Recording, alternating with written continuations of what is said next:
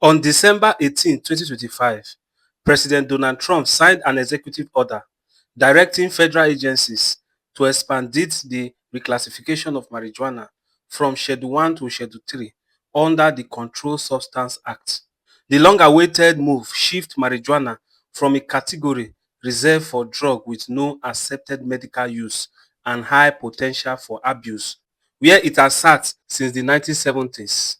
The change does not legalize marijuana for recreational use at the federal level, meaning it remains illegal under federal law for non-medical purposes, while state law continue to govern local legislation efforts, many of which have already permitted medical or recreational cannabis. I never really thought this day would come.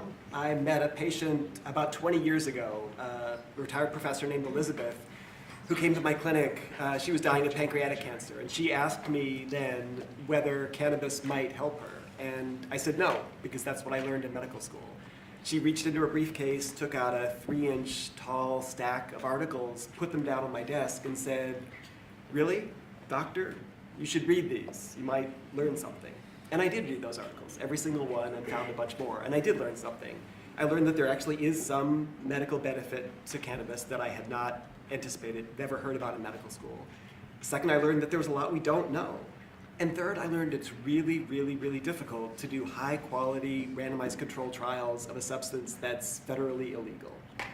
This rescheduling has the potential to change all of that and to rewrite the way that we do research related to cannabis in the United States in 3 ways. First of all, it'll democratize the research process so that all academic institutions can participate in research, not just elite academic medical centers.